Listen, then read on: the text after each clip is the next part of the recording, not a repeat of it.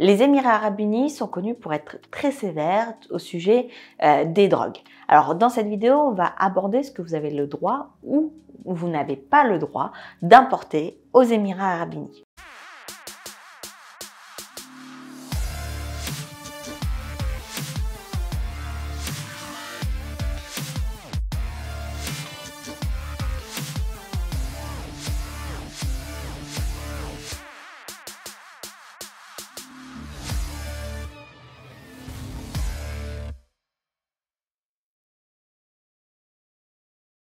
Que vous prévoyez un séjour aux Émirats Arabes Unis ou que vous soyez simplement en transit à l'aéroport aux Émirats, il y a une tolérance zéro sur tout ce qui est drogue. Donc il est formellement interdit soit de circuler, soit d'importer tout ce qui pourrait être drogue, comme le cannabis, comme la cocaïne, etc., etc. Et ce, même dans des quantités microscopiques. Ainsi, le fait de posséder sur soi ou d'avoir simplement des traces sur ses vêtements, des traces de drogue, entraîneront de la même manière, et peu importe que ce soit dans des quantités microscopiques ou autres, entraîneront votre interpellation. Interpellation qui entraînera de facto un test pour voir si vous avez récemment consommé.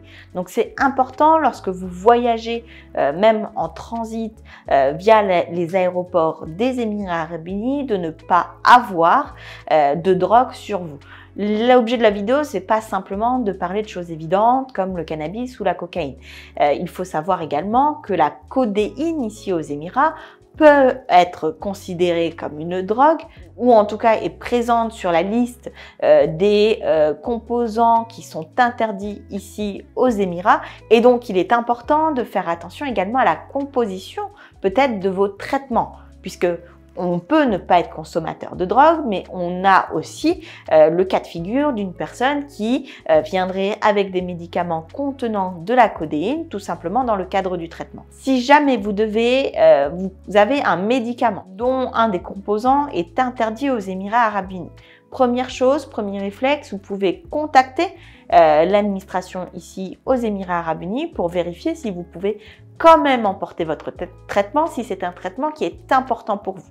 Si l'administration vous répond que oui, il faudra venir muni d'un certificat médical de votre médecin traduit en arabe légal. Donc il vous faudra un certificat médical, il vous faudra un certificat qui explique pour quelles raisons vous avez besoin de prendre ces médicaments et dans quelle quantité. Et là où c'est important, c'est qu'il faudra respecter les quantités qui sont indiquées sur le certificat et emmener avec vous qu'une dose ou qu'un dosage ou un nombre de médicaments qui soit proportionné par rapport à la durée de votre séjour.